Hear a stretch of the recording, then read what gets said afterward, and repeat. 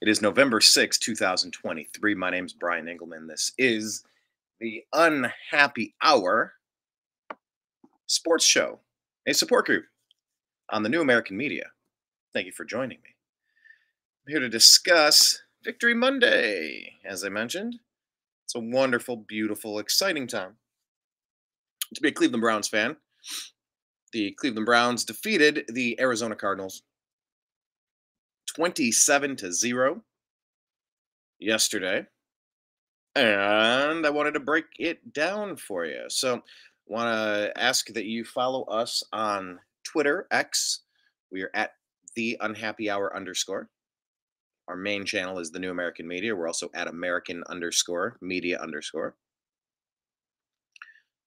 Do a YouTube search, The New American Media, and a YouTube search for The Unhappy Hour. Find us in all the places, would you? So I want to talk about this game. Let me see if I can pull up the stats here. Let me go ahead and do this. Cleveland Browns. Share. Good.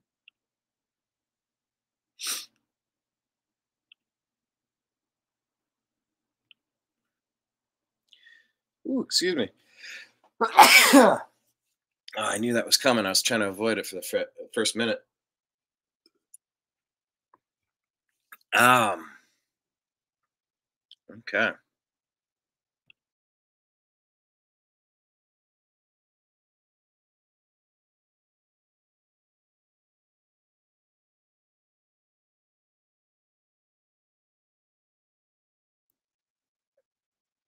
All right. Cleveland Browns win 27-0.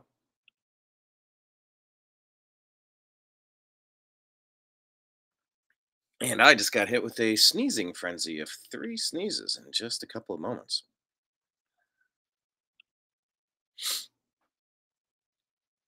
Oh, man. Or is there 4? Goodness. Oh, excuse me, folks. Excuse me.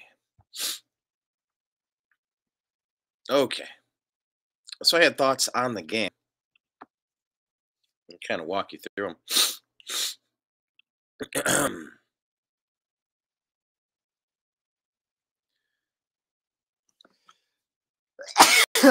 Wow. This is the most challenging start to a show I may have ever had.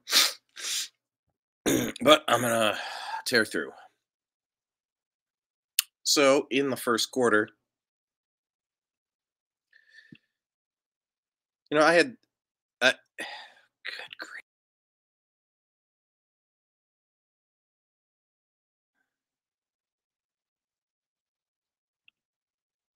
Try to go side by side.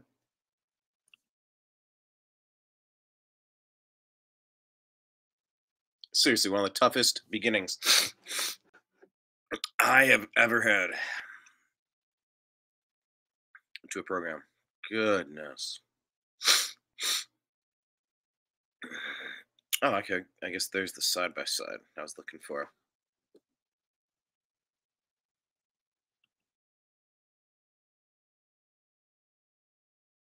Was that about 6 or 7 sneezes to begin the show? Okay. Some of the notes that I had on the show or on the game yesterday.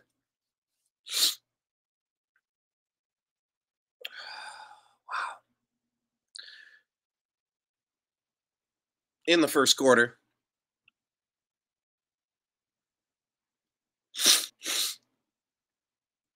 woo, okay.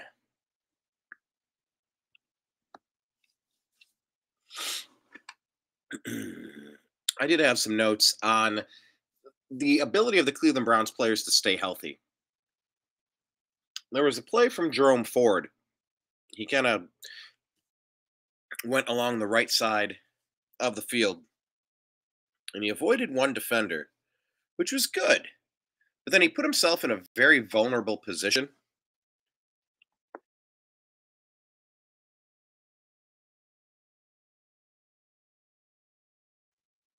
He put himself in a vulnerable position and he was speared. He kind of did like this jump thing and he got speared in the side. There's a time and a place to fight for every yard, and there's a time and a place to make smart football plays to avoid, you know, the collisions. I'm hypersensitive to all the collisions going on, especially since we've had Deshaun Watson injured for half the season, since Jack Conklin has been out for the whole season essentially. And now since we have 40% of our line missing, Jed Wills. Good news on the injury front with Jedrick Wills Jr.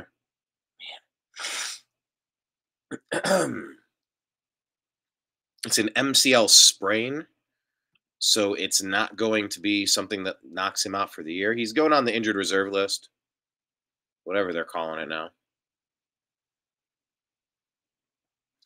But they're saying with Jed, he's going to be out. He's going to miss a few games here, but he's not going to be out for the entire season. Twitter's calling him a tough SOB. The entire Browns sideline came out for Jed. So he has an MCL injury. He's going to the IR, but he is expected to return this season. Marquise Goodwin is in the concussion protocol. So Jed is going to be out for 6 weeks, and that could have been his career. Poor kid. He was playing so much better lately. And he was playing better lately. Two guys were rushing at him, and he blocks. And okay, well, anyway. Wyatt Teller helps to pick up Jed Wills, carted off with a leg injury.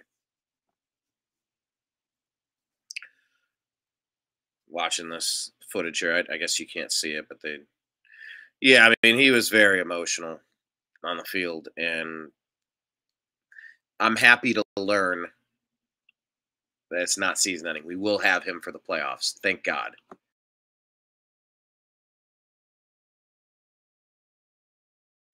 And yes, I am thinking about the playoffs already because this team is 6th in the AFC, 6th best record in the AFC right now. We just have to keep winning. We have several key wins coming up.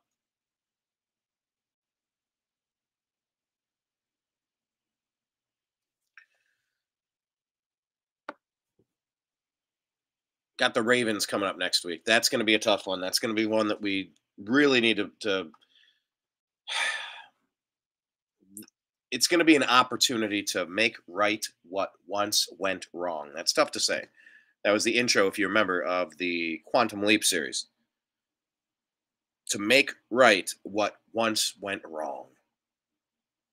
And that Browns-Ravens game was an atrocious disaster by any set of measuring sticks. So we're going to have a chance to correct this ship. I guess, I want to walk through some of the points in this, and I kind of got sidetracked on the injury front because it is one of the major stories every game. Is you have to kind of reassess the damage taken. I guess in any battle, in any war, you have to assess the damage. All right, what's the damage? Whether it's Star Trek, Star Wars, what kind of damage did your ship take? And when we played the Ravens, that was right off the bat. Dorian Thompson-Robinson as our backup quarterback. He was not ready. He was not prepared. And we got Watson back, thank God, because the quarterback play we've had, I mean, we've eked out some really tough wins against the 49ers and the Colts. It caught up to us against the Seahawks. All three of those are really good teams. 49ers, maybe the best. Seahawks, really good as well. Colts played us tough. Let's not sleep on the Colts. They played us tough, and they're in the hunt. But if we take care of business, we're a playoff team. So I'm focused on staying as healthy as possible and aiming toward the playoffs. But let's go through some of this here. Deshaun Watson, the first quarter, I noticed he had a lot of behind the runner throws. There were a lot of throws that were going to the shoelaces. We've seen this from Watson since he got to this team. I looked up. I think at one point, Deshaun Watson was 8 for 10. It's like, has he been really that? That's like, dare I say, Baker Mayfield level accurate. Baker was very accurate in college. In the pros, he had his his ups and downs, of course. But I was like 8 of 10. But then, I mean, the wheels kind of quickly came off with Deshaun Watson. The passes he had 3 or 4 really nice passes to Cooper on the day. A couple of other decent passes, but a lot of just ugh. I mean, how do you miss those kind of plays? But anyway, that's how Watson kind of came out of the gate in the first and second quarter. Um, we're playing this Arizona team, and you just kind of got the sense pretty quick. It feels like they're a tanking team. And this is one of those games you have to win. You should win. Only with the spread only being 12.5, you're kind of like, that's it. Because they had just traded Josh Dobbs away. Minnesota Vikings, of course, had Kirk Cousins get injured. He's out for the season, I believe, with a Achilles. Although we'll see if Aaron Rodgers is able to come back from the Achilles in the same season. Of course, that happened in week 1, so he's had a lot more time to heal from it, and he's already out on the field getting some practice in. But the Minnesota Vikings went out and got Josh Dobbs. Josh Dobbs, pretty much universally respected as a genius. Was it an aerospace degree that he has? And the Vikings signed him. And it's really a good thing that they did. It's a good thing that they did sign him because the quarterback that they went with ended up on the sidelines with a concussion. So, yeah, thanks, Jeremy. Yes, cocaine is a hell of a drug. No, here, let me show you. My cat was right up here, Ben. I called him over and I brushed him a little bit.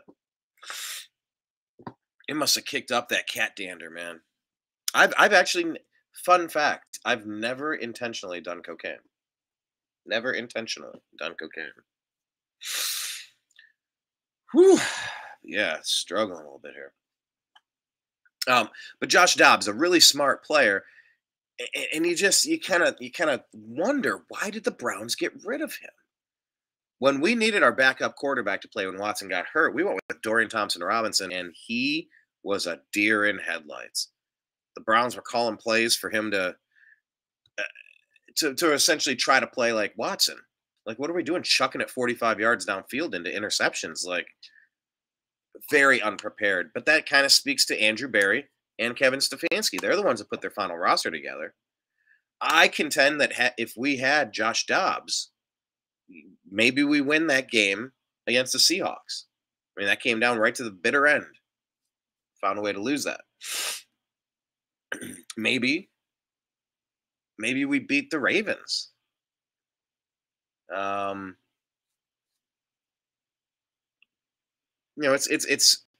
It's hard to tell. It really is just going to be a guessing game. But if you had a smart player back there that kind of understood how to jump in, Josh Dobbs did. He hung 28 points, I believe, on the 6th ranked defense in the league. The Vikings got to win. The guy didn't even know his players' names. He just showed up. He took no snaps in the practice week. None. And call me crazy. You're crazy. But I just have this thing where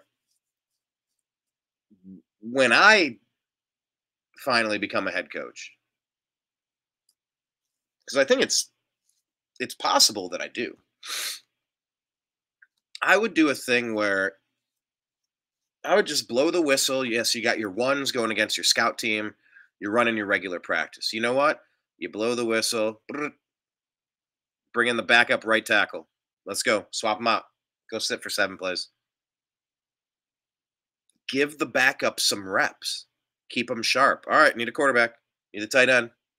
Every position. 2nd string, 3rd string. Get them a couple of reps. Keep them sharp. Keep them in the game. Because you never know when you're going to need them.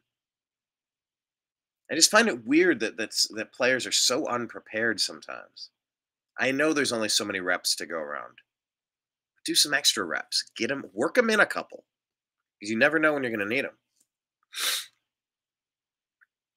So yeah, Josh Dobbs, why did the Cardinals trade him away?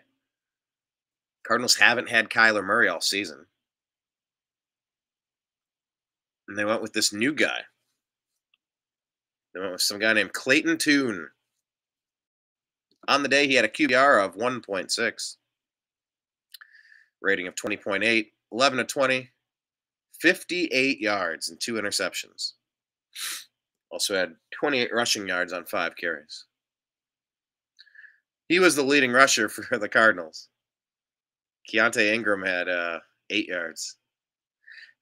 On the day, it was pretty astonishing. But you knew that the Browns were going to win this. You knew that they were going to dominate. And honestly, only putting up 27 points seems disappointing. I want to be positive here, but I was a little concerned. No, we probably beat the Steelers if we had Josh Dobbs playing with us. Competent backup quarterback play. Because PJ Walker, I mean, he's been a turnover machine. And Dorian Thompson-Robinson, yeah, he lit it up in preseason against third stringers. Man, he was not prepared for the pros.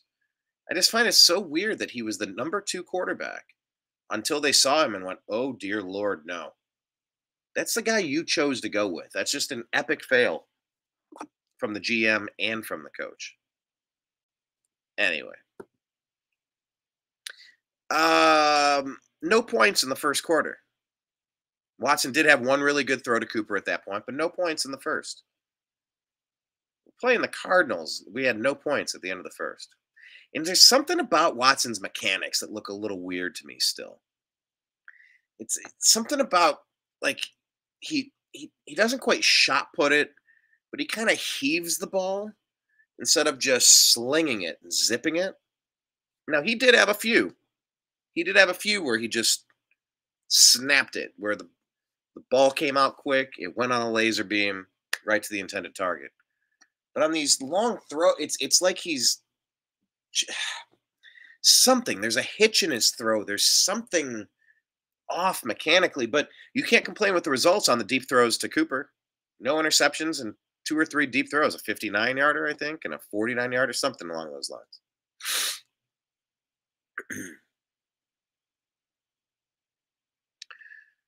Denzel Ward had a really nice interception. That Clayton Tune, he airmailed that pass, and it was nicely caught by Denzel Ward. Kind of went across his body, and his body went sideways, and his legs did a scissor kick thing. I mean, he's just a vacuum out there. It's like he puts up a spider web and just brings errant balls to the defense. So, I mean, is that one a turnover or a takeaway? It's a little of both. We earned it because he had to go up and get it. I mean, he clearly airmailed it. The quarterback did, but so half takeaway, half turnover. I prefer the takeaways where we earn it. We punch the ball out. We make a great read on the play. Either way, it's a turnover, and that's a good job for the defense. And we needed it. There was another play with Kareem Hunt on 4th and 1 in the second quarter. A huge conversion on 4th and 1. On the day, Kareem Hunt finished with 38 yards. Jerome Ford had 44. Not a lot of average. 2.2 yards per carry for Jerome Ford. 2.7 for Kareem Hunt.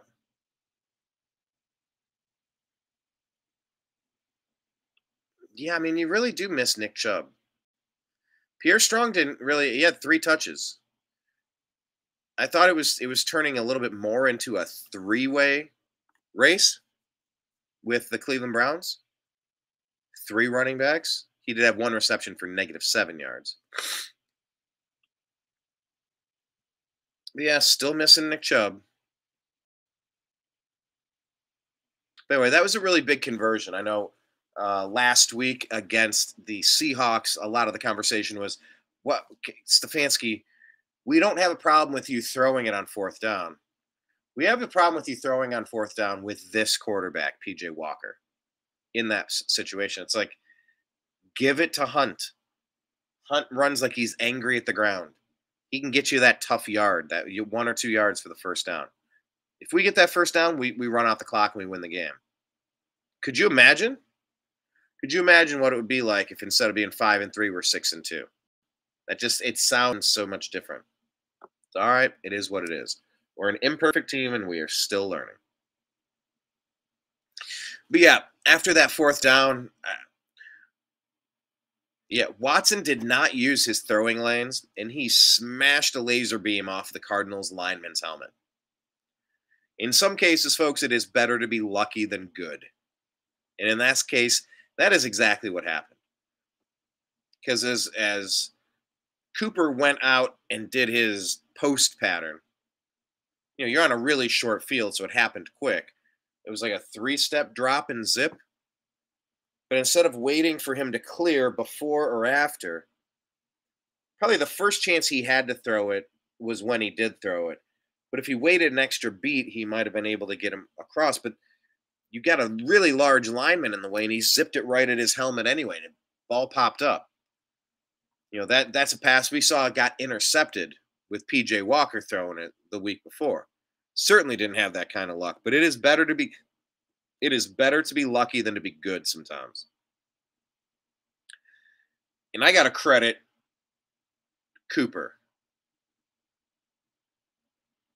Cooper kept his eye on the ball, kept an eye on the pop-up, positioned himself, went up to high point it. I mean, barely. Because he probably jumped a little early, so he was probably coming down. He'd missed the apex just a little bit, which left a little bit of time for the defender to get their hands up. But it was too late. Cooper already had it in for a touchdown. Cooper bailed him out. Cooper really is unsung. Remember, for all there's hits and misses with any general manager. But we got Amari Cooper on a trade for next to nothing. That was a huge move to get a legitimate wide receiver one. He had 2 very long passes. And I saw when Cooper was getting up, he was kind of dinged up a couple of times. Air knocked out of it, the wind knocked out of him, or I don't know exactly what he tweaked, ankle or whatnot. But I mean, he fought through, and he stayed in there, and he did great. I'd say most other wide receivers are going to miss that tipped ball for the touchdown, but Cooper got it.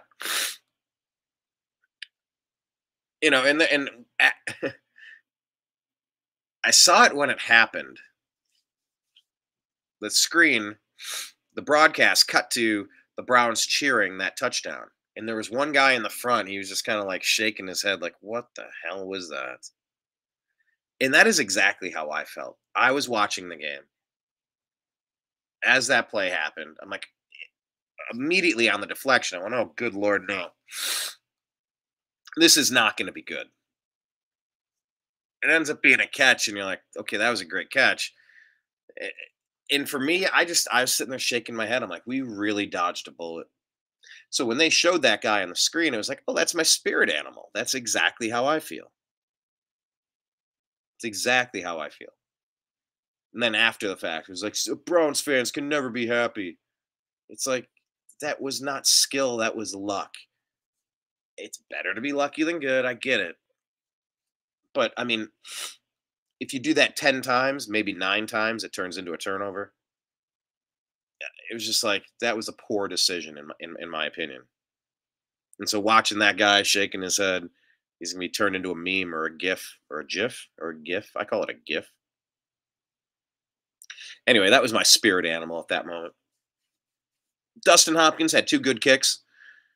And the one kick that he had really was nice because the Browns hadn't really done much against this team that's pretty much mailing it in so they can get the number 1 pick next year. They're 1-8. Traded away their starting quarterback for nothing, hardly anything. And we were up 10-0. It took that Dustin Hopkins kick to bring us up 13-0. And that was big. That was big for momentum.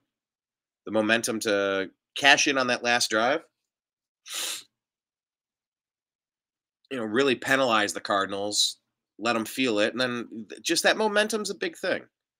If we had missed that kick, it's only a 2-score game. Now, obviously, it's still a 2-score game, but 13-0 does feel better to me than 10-0. Of course, 3 points better. But to just get that field goal in as time's expiring and you head off to the it's like, okay, yeah, we got outplayed this whole quarter. If we had missed that, it'd be all right. Well, we dodged one. We're close, boys. We're a field goal and a touchdown away. Let's go get it. So I thought that was really nice. I did like Deshaun Watson in the second half. He had a nice check down pass. It was kind of like one where he thought about running it again, doing a little QB scramble. Watson does like to do that more often than I would like, than I would prefer. But instead, he dumped off the ball. Got it to Ford. That was a 12-yard first down. And it just got me thinking that I just wish we had always ran more of those plays. Little slip screens, little out routes from the running backs. I always wanted to see Nick Chubb and Kareem Hunt just flare out, just little flares to the flats. You turn one way, you turn the other, a screen, a double screen. Who are you going to cover? Get them the ball in a little bit of space and let them take off. I always wish that Stefanski had called more of those plays when we had a healthy Nick Chubb with Baker Mayfield under center. I it's almost unstoppable to get those good because they're both incredible. They're great pass catchers and they do really well in space. In the second half, ninth-year pro defensive tackle Shelby Harris out of Illinois State busted through the line, strips tune, recovered by Garrett. That was the second Browns takeaway on the day, leading to a zip touchdown on the very short field to Njoku. That was one where it looked like Watson was on point, laser focused, and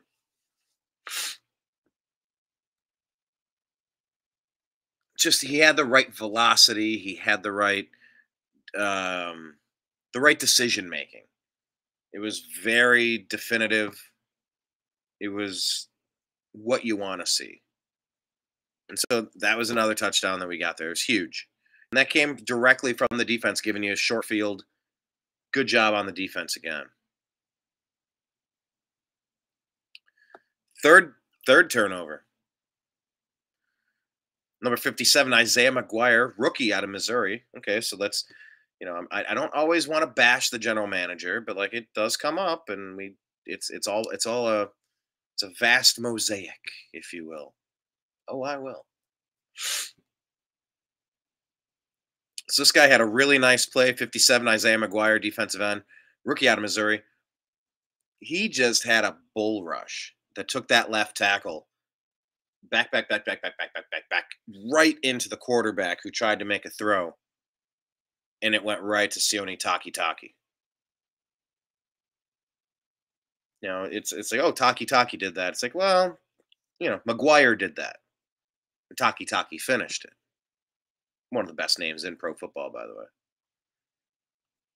Watson had 3 or 4 nice throws to Cooper on the day. Fought through getting banged up, kind of slow to get up on a couple of them, but he made it work. There was another play in the third to close the third period out. It was 3rd and 11. And that's the one thing that the Cleveland Browns defense did really well when they weren't taking the ball away on 2 interceptions or 1 strip sack. A lot of 3 and outs, a lot of stopping them on 3rd down. Obviously, that's how you get the ball back.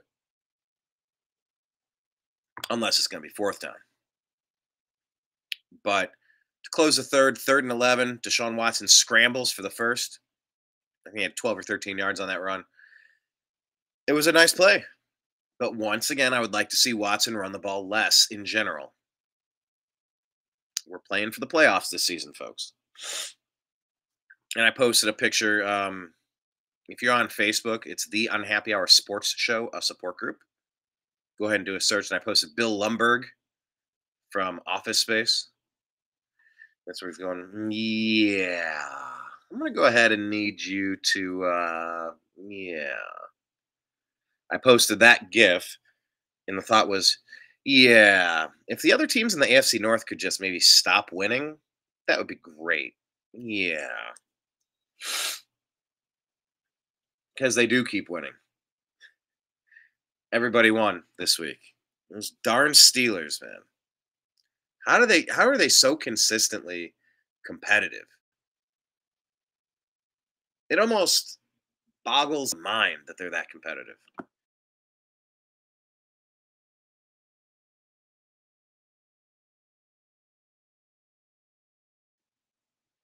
Seems like this might be the weakest roster the Steelers have fielded, but they still keep winning. I saw a question on the pregame show.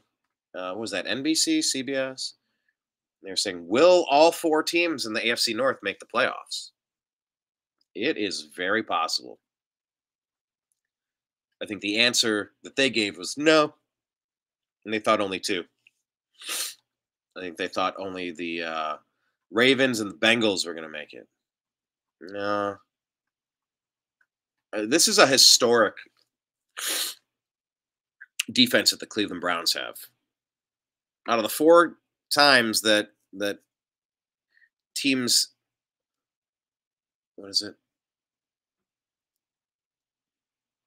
The Browns have three of the four fewest yards given up on defense this year. Three different games. What was it? It was the Cardinals. Was it the Titans? And it was the Bengals. So three of the top four lowest yards given up from a defense in the entire game were the Browns. And when you got a defense like that, you can stay in any game. The key is not turning it over and getting decent quarterback play on the other side, of course. But yeah, I'm forward thinking to the playoffs. Yeah, everything is about the playoffs here. So I want to see Watson run the ball less in general. I want him to stay healthy, of course. So with 12 minutes left in the fourth, it was 3rd and 5. Watson scrambled left, airmailed a soft toss to Elijah Moore that really should have been intercepted by the Cardinals.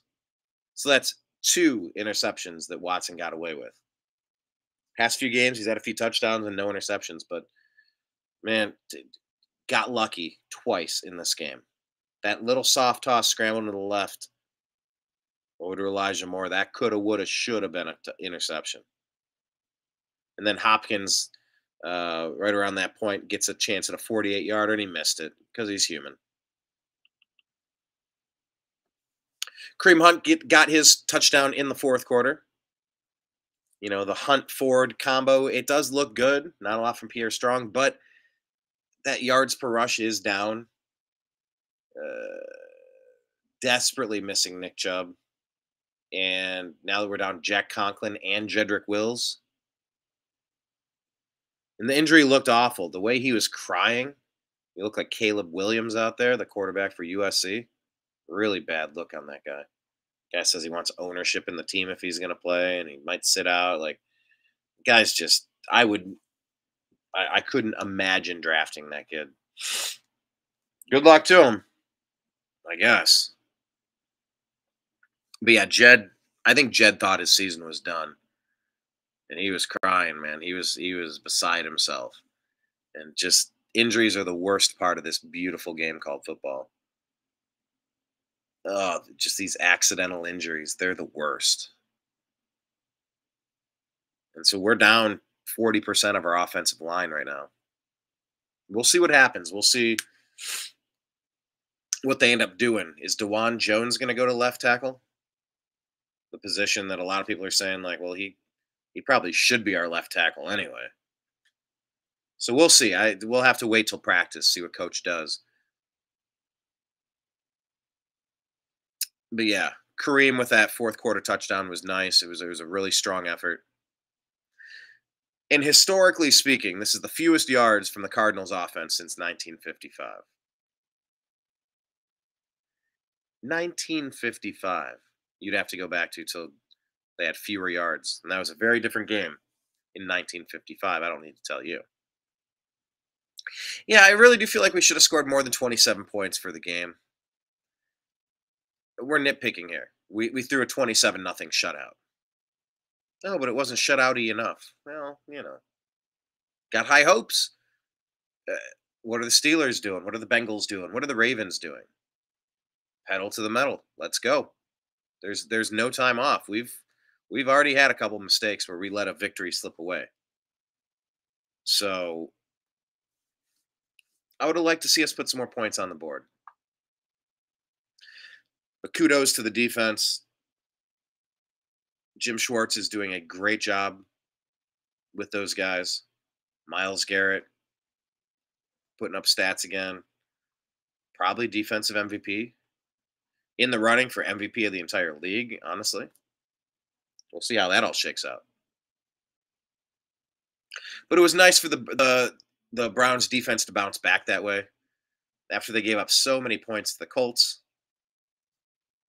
and then allowing that dreadful game-winning drive to the Seahawks. So, as I mentioned, the Browns are 5-3, 4-1 at home. That's nice. You know, the Browns have historically been really bad at home for the past couple decades since they came back.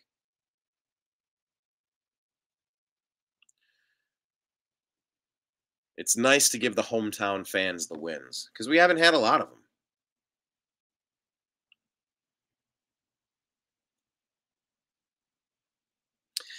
It was nice seeing Cedric Tillman play. You know, remember, we did just trade away to the Detroit Lions Donovan Peoples-Jones. And so Cedric Tillman got healthy, and it was nice seeing him play. He didn't really have much of an impact at all, but that was a third-round pick. I hope he develops into something useful. He was really good at Tennessee. We'll see. But next week we're going to M&T Bank Stadium in Baltimore to take on the Ravens. The rest of the year, it's Ravens, Steelers, Broncos, Rams, Jaguars, Bears, Texans, Jets, Bengals. So how many of these can we win? Ravens is going to be tough. At home against the Steelers, okay. I think we can get that win. At the Broncos are playing better now. But that's a winnable game. At the Rams, is Stafford still out? That's a winnable game. Jaguars is going to be tough. That's a number 1 team right there. Versus the Bears at home, that's a winnable game. Hey, Texans, don't look now, but CJ Stroud is playing pretty fantastically. They have 5 touchdowns, 400 and something yards yesterday. Versus the Jets, Jets are dinged up, but they got a good defense, and they're fighting in there. That's not a gimme. And the Bengals game at the end of the year will not be a gimme.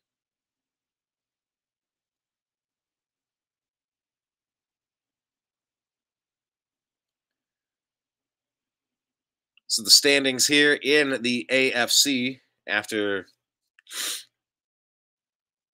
all the Sunday games. Dolphins, they're up 2 games or 1 game on the Jets. It's 6-3. They lost to the Chiefs over in, where's that, Germany? Jacksonville Jaguars are up 2 on the Texans. Don't look now, but the Texans are 4-4. Even the Colts are 4-5, fighting for it. But yeah, look at this. Look at this AFC North. 5 wins each, 3 losses, identical records. Bengals, Browns, Steelers. 5-3, 5-3, 5-3 with the Ravens. Game and a half up at 7-2. So if we can take care of business and go 6-3 next week, beating the Ravens, and we can drop them to 7-3. That is a massive task. They're 115 up in the differential. That's the most in the AFC. That's the most in football, folks. We might have the toughest team in the league in our division. Checking out the NFC here, you got the Eagles at 8-1, Cowboys at 5-3, Lions at 6-2, and don't look now, but the Vikings are fighting 5-4, and they're getting Justin Jefferson back pretty soon.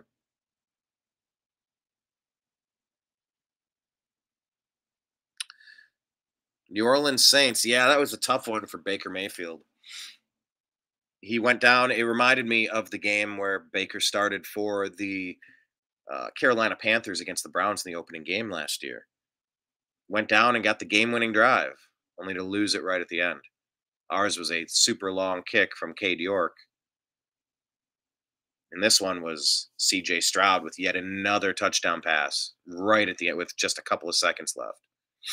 So the Buccaneers have slipped to 3-5, but I mean they could be 5-3. Of course, I'm pulling for Baker, but the Saints lead that division barely at 5-4. Falcons 4-5. Tampa Bay at 3-5. Carolina just kind of sucks. They're like Arizona, 1 win on the season.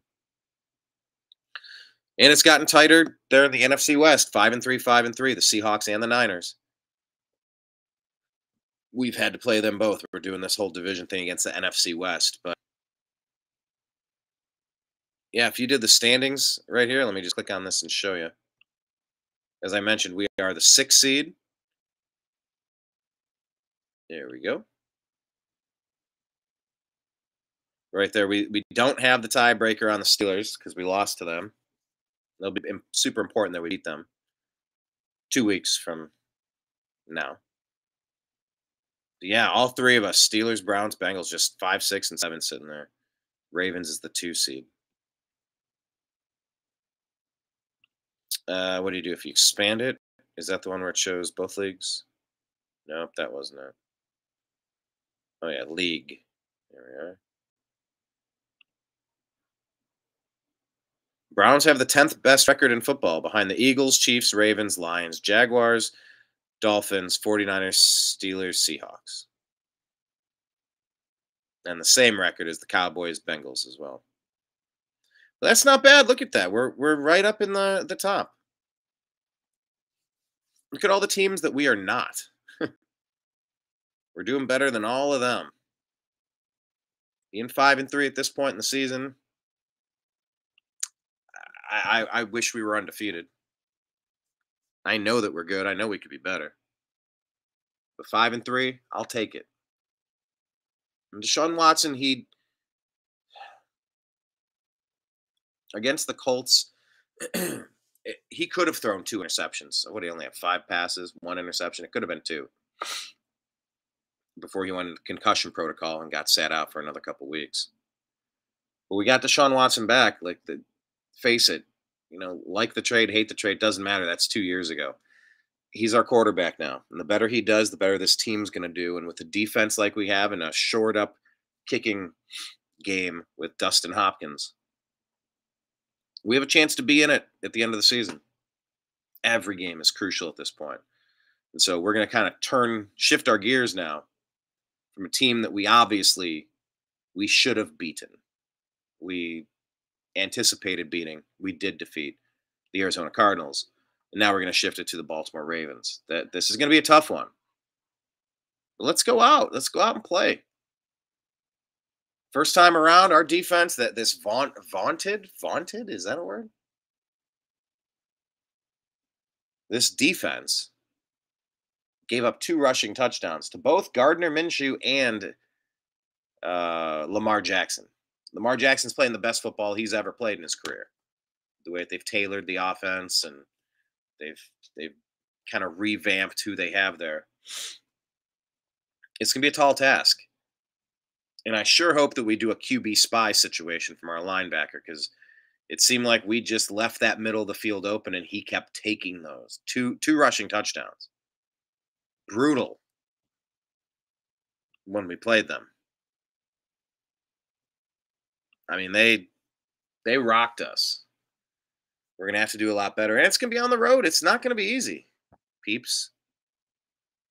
It is not going to be easy. But you know what? To beat the champs, you got to beat the champs. Flip-flop it. The way that we dominated the Cardinals, 27-0. That's essentially, and that's also kind of how we dominated the Titans, 27-3. Similar to how we dominated the Bengals, 24-3. Wait, flip it upside down. That's how we got dominated, 3-28 against the Ravens in the 4th game of the season. Remember how we responded, though. We put DTR on the bench. We brought PJ Walker in. Gutsy wins against the 49ers and Colts. Tough loss to the Seahawks and then beat the Cardinals. So it's positive. It's positive that we're 5-3. At least we're in it, I just want to look at these draft picks here. Tillman is finally now starting to play. DeJuan Jones has been excellent out of Ohio State. As I mentioned, Isaiah McGuire came in and did a really good job forcing that turnover. Cameron Mitchell at cornerback, and I think we're going to see Luke Whippler. I think he can play other positions. We'll see if he ends up playing. 2 Ohio State offensive linemen. What a wild scenario. Yeah, prayers for a speedy recovery for DeJuan Jones. No, DeJuan was injured, but he fought through and stayed in the game. Rooting for Jed Wills to have a speedy recovery here with his MCL. Yeah, Cedric Tillman was targeted once and he caught it. Really a non-factor. 1 catch for 3 yards. Couldn't get it to Kareem Hunt in the air. Couldn't get it to Goodwin in the air. Jerome Ford brought in a few. 33 yards receiving. But yeah, just pitching a shutout there against the Cardinals was really fantastic for the defense. We needed it today. Good to see Deshaun Watson back. And all eyes are going to be turning on the Baltimore Ravens next week. So there you have it. It's a Victory Monday. I'm still kind of like that guy that they showed in the stands. I'm just like, ugh, could have been more. But let's just take the win. Let's just be happy about it. Browns fans, we don't know how to be happy. We just don't. Is that fair? I mean, name a franchise, name a fan base that's been through more hell than we have. It's hard to. But I don't want to play the oppression Olympics. I just want to get used to winning. I want to keep winning. I want to win often. I want to win bigly and go from there. So, big win. Good job, Browns. Whew. It's nice to be competitive, consistently competitive now. We have entered the consistently competitive phase. That defense is lights out sometimes. Not to the Colts, not to the Seahawks, not to the Ravens. But a lot of these other games, we were lights out. Let's see if we can do it next week. If we can snatch a victory against those Ravens, that is going to radically alter the outcome of the rest of this season. Is it a game that we're expected to win? Probably not. Is it a game that we could win? Absolutely. Absolutely. But it's going to take everything we have. So, all right. Let's have a good week of practice and let's go out and have a really strong effort. I'm thinking I got playoffs on the mind. There's a lot of teams bunched up at 5-3. We're going to start seeing some separation here. You want to stay ahead, looking in your rearview mirror, just glancing. You don't want to have to look ahead and go, "Oh, I hope we get a few losses from teams ahead of us." Wouldn't it be good? It's better to control your own destiny. And luckily we at least beat the Bengals. But we're going to have next 2 weeks are going to tell us a lot about the AFC North for sure. So we'll be here on the Unhappy Hour to tell you about it. So follow us in all of the places. We communicate all week long, and then we kind of do a wrap up on the game after the fact. So thank you for watching. My name is Brian Engelman, signing out for Strictly Browns here on the Unhappy Hour Sports Show, a subsidiary of the New American Media, because the old American Media has failed. I appreciate you. I love you. Go Browns. Peace out.